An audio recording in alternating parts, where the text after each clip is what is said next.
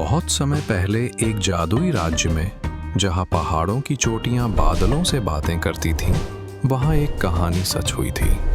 आज की कहानी है इस धरती की एक नश्वर लड़की साइकी और स्वर्ग के प्रेम के देवता एरोस की आत्मा की प्रेम कहानी। साइकी इस राज्य की सबसे छोटी राजकुमारी थी। उसका रूप अतुलनीय था और उसकी आत्मा दया और सरलता से भरी हुई थी।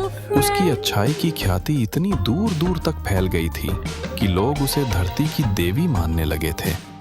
धीरे धीरे प्रेम की देवी एफ्रोडाइटी का मंदिर खाली होने लगा। भक्त देवी की पूजा करने के बजाय राजकुमारी साइकी की एक झलक पाने के लिए भीड़ लगाने लगे, और यही प्रशंसा उसके लिए स्वर्ग से एक अटल श्राप ले आई। एक नश्वर लड़की उसकी महिमा से आगे निकल जाएगी, ये वो किसी भी कीमत पर बर्दाश्त नहीं कर पा रही थी। क्रोध में अंधी होकर उसने अपने पुत्र प्रेम के देवता एरोस को बुलवाया। एरोस मेरे प्यारे बेटे, धरती पर जाओ और उस घमंडी नश्वर लड़की साइकी को ढूंढ निकालो।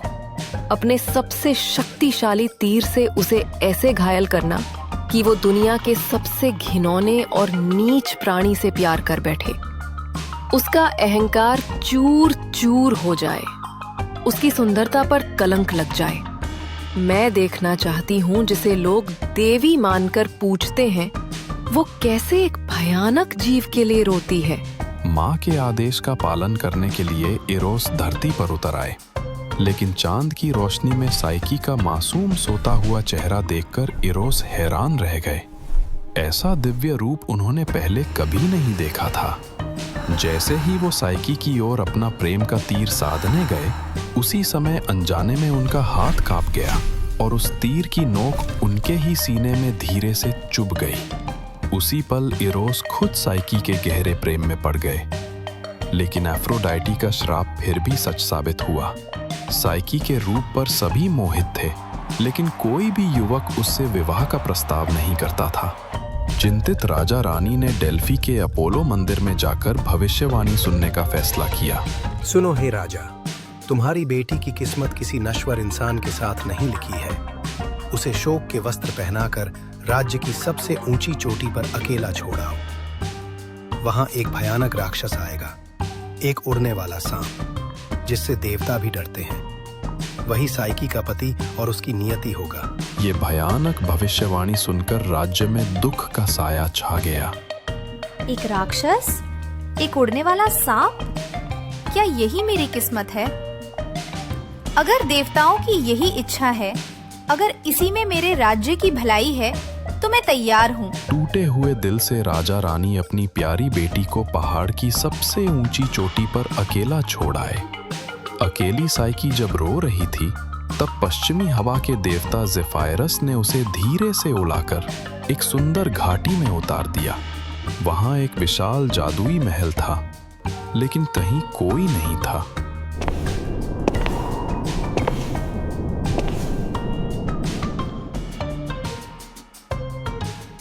दिन बीत गया।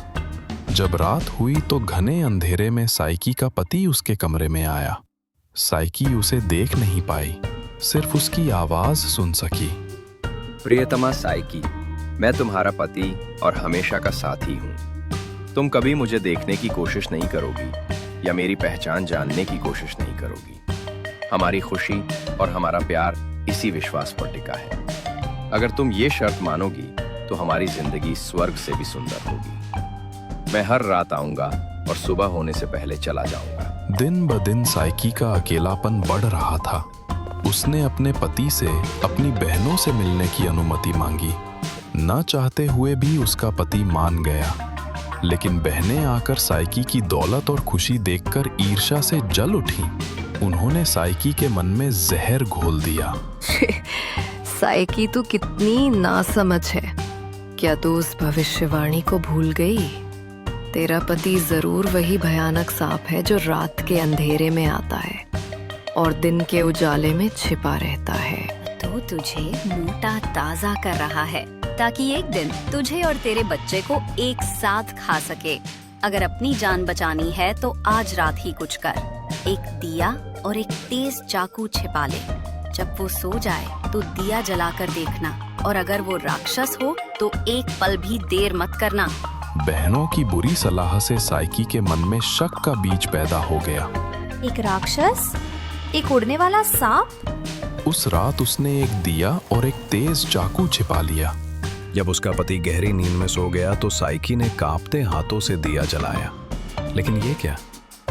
ये कोई राक्षस नहीं था। उसका पति तो स्वयं प्रेम का देवता इरोस था। लेकिन उत्तेजना में उसके हाथ से गर्म तेल की एक बूंद इरोस के कंधे पर गिर गई। असघाती साइकी, यही सिला दिया तुमने मेरे प्यार का। मैंने अपनी माँ देवी एफ्रोडाइटी के खिलाफ जाकर तुमसे प्यार किया और तुम मुझे ही मारना चाहती थी। तुम्हारी बहनें सही कहती थी, प्यार और शक एक साथ नहीं रह सकते। जहां विश्वास नहीं वहां प्यार टिक नहीं सकता। अलविदा। इतना कहकर इरोस उड़ गए। साथ ही वो जादुई महल और बगीचा हवा में गायब हो गया। नहीं, इरोज रुको, दया करो। मैं ऐसा नहीं करना चाहती थी। मैं भोली थी, मैं डर गई थी।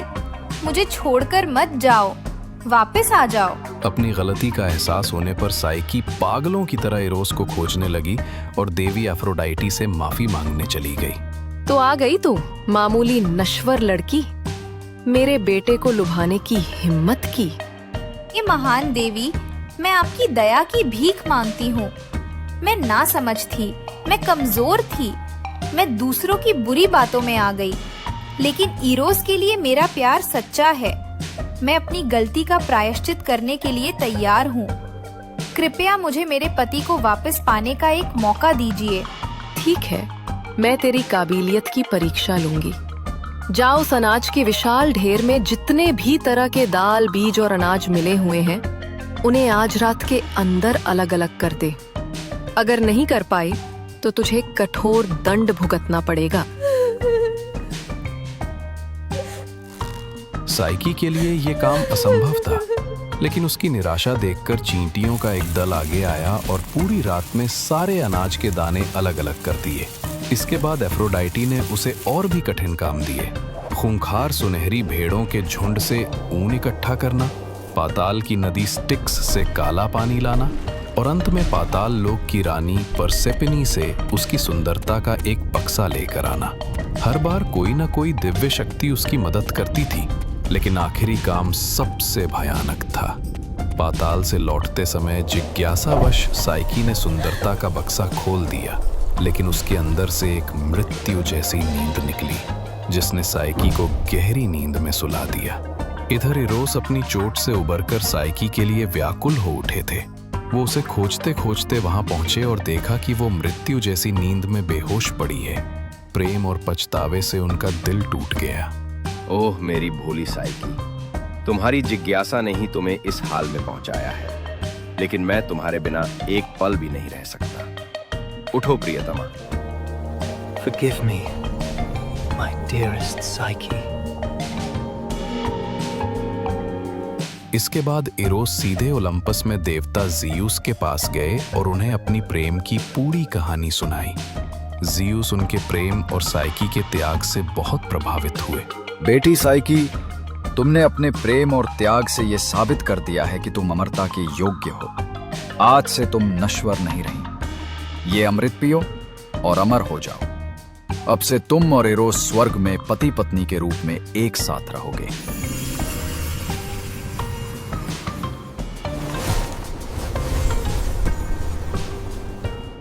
इसके बाद ओलंपस के सभी देवताओं की उपस्थिति में इरोस और साइकी का भव्य विवाह हुआ।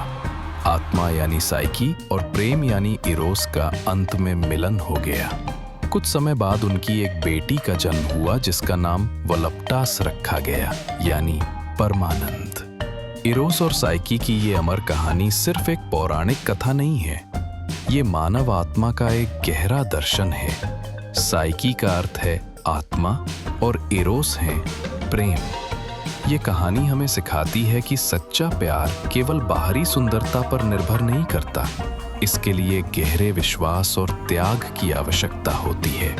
अनेक बाधाओं और कष्टों को सहकर जब आत्मा प्रेम के लिए खुद को समर्पित कर देती है, तभी वो अमरता प्राप्त करती है और परमानंद का जन्म होता है।